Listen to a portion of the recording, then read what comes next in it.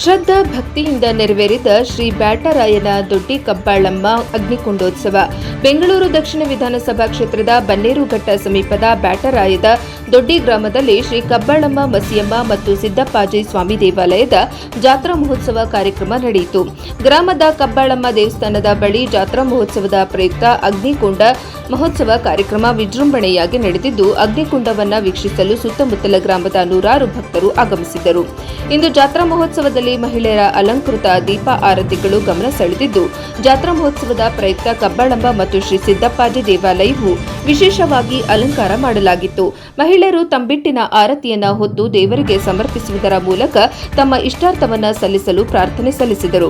ಇನ್ನು ಶ್ರೀ ಕ್ಷೇತ್ರವನ್ನ ಎರಡನೇ ಕಬ್ಬಾಳು ಎಂದೇ ಕರೆಯುತ್ತಾರೆ. ಪುರಾತನ ಕಾಲದಿಂದ ಗ್ರಾಮಸ್ಥರಿಂದ ಶುರುವಾದ ಈ ಮಹೋತ್ಸವ ಕಾರ್ಯಕ್ರಮವು ಇಂದು ಸಾವಿರಾರು ಜನಕ್ಕೆ ಸಾಕ್ಷಿಯಾಗಿದೆ.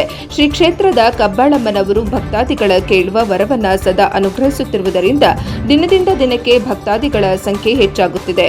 ಆದ್ದರಿಂದ ಒಂದು ಹೆಚ್ಚಿನ ಭಕ್ತಾದಿಗಳು ದೇವಾಲಯಕ್ಕೆ ಆಗಮಿಸಿ ದೇವಿಯ ಕೃಪೆಗೆ ಪಾತ್ರರಾಗಬೇಕೆಂದು ಊರಿನ ಮುಖಂಡರಾದ ಲಕ್ಷ್ಮೀನಾರಾಯಣ ಅವರು ತಿಳಿಸಿದರು. ಅಗ್ನಿಕುಂಡ ಮಹೋತ್ಸವದಲ್ಲಿ ಅರ್ಚಕರು ವಿವಿಧ ಧಾರ್ಮಿಕ ಕಾರ್ಯಗಳನ್ನು ನೆರವೇರಿಸುವುದರ ಮೂಲಕ ಅಗ್ನಿಕುಂಡವನ್ನು ಪ್ರವೇಶಿಸಿದರು. ವೈಭವದ ಜಾತ್ರಾ ಮಹೋತ್ಸವದಲ್ಲಿ ಮಕ್ಕಳ ಸಿಡಿ ಸೇರಿದಂತೆ ವಿವಿಧ ಧಾರ್ಮಿಕ ಕಾರ್ಯಕ್ರಮಗಳನ್ನು ಆಯೋಜಿಸಲಾಗಿದ್ದು, ಗ್ರಾಮದ ರಾಜಬೀದಿಗಳಲ್ಲಿ ದೇವರ ಮೆರವಣಿಗೆಯನ್ನು ಹಾಗೂ ಆಡಳಿತ ಮಂಡಳಿ ವತಿಯಿಂದ ಅನ್ನದಾಸೋಹ ಕಾರ್ಯಕ್ರಮವನ್ನು ಆಯೋಜಿಸಲಾಗಿತ್ತು. ಇನ್ನು ಜಾತ್ರಾ ಮಹೋತ್ಸವಕ್ಕೆ ಗ್ರಾಮದ ಗ್ರಾಮಸ್ಥರು, ಸುತ್ತಮುತ್ತಲ ಗ್ರಾಮಸ್ಥರು, ಸಾವಿರಾರು ಭಕ್ತರು ಆಗಮಿಸಿದರು. ಇವತ್ತೊಂದು ಬ್ಯಾಟರಾಯನದೊಡ್ಡಿ ಗ್ರಾಮದಲ್ಲಿ ವರ್ಷವೂ ಈ ನಮ್ಮ ಕಬ್ಬಾಳಮ್ಮನ ಜಾತ್ರಾ ಮಹೋತ್ಸವ ನಡೀತಾ ಇರುತ್ತೆ. ಈ ವರ್ಷವೂ ಪ್ರತಿ ವರ್ಷದಂತೆ ಈ ವರ್ಷವೂ ಬಹಳ ವಿಜೃಂಭಣೆಯಿಂದ ನಡೆದಿದೆ. ವರ್ಷ ಸ್ಟಾರ್ಟಿಂಗಲ್ಲಿ ಒಂದು ಸ್ವಲ್ಪ 500, 1000, 2000 ಆ ಥರ ಬರ್ತಾಯಿದ್ರು ಜನ. ಇವತ್ತಿನ ದಿನ ಈ ತಾಯಿ ಕೃಪೆಯಿಂದ ಬಹಳ ತುಂಬ ನಾವು ಎರಡನೇ ಕಬ್ಬಾಳೆ ಅಂತ ಹೇಳ್ಬೋದು. ಅತಿ ಹೆಚ್ಚು ಜನ 10,000 ಜನ ಗಂಟನೂ ಈ ಜಾತ್ರೆಗೆ ಸೇರ್ತಾರೆ. ಈ ಜನಗಳಿಗೆ ತುಂಬ ಅನುಕೂಲ ಆಗಿದೆ. ಅದರಿಂದ ಇಲ್ಲಿ ಭಕ್ತಾದಿಗಳು ಹೆಚ್ಚಿನ ಸಂಖ್ಯೆಯಲ್ಲಿ ಬಂದು ತಾಯಿಗೆ ಕೃಪೆಗೆ ಪಾತ್ರರಾಗ್ತಾರೆ. ಸರ್, ಏನೆಲ್ಲ ಪೂಜಾ ವಿಧಿವಿಧಾನಗಳು ನಡೀತು ಸರ್?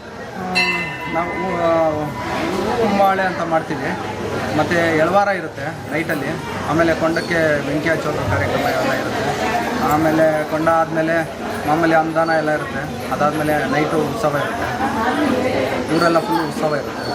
ಅದಾದಮೇಲೆ ಮಾಮೂಲಿ ಮಂಗಳವಾರ ತಾಯಿಗೆ ಪ್ರಿಯವಾದದ್ದು ಮಟನ್ನು ಊಟ ಮಾಡಿ. ದೇವ ವಿಶೇಷತೆ ಸರ್? ವಿಶೇಷತೆ ಏನಂತಂದರೆ ಇಲ್ಲಿ ಬರೋ ಭಕ್ತಾದಿಗಳಲ್ಲಿ ಏನು ತಾಯಿ ಕೋರಿಕೆಯಲ್ಲಿ ತಾಯಿ ಹತ್ರ ಏನು ಕೋರಿಕೆ ಇಡ್ತಾರೋ ಎಲ್ಲ ಈಡೇರ್ತಾ ಇದೆ. ಅದರಿಂದ ಹೆಚ್ಚಿನ ಸಂಖ್ಯೆಯಲ್ಲಿ ಜನ ಬರ್ತಾ ಇದ್ದಾರೆ. ನಮ್ಮ ಹೆಸರು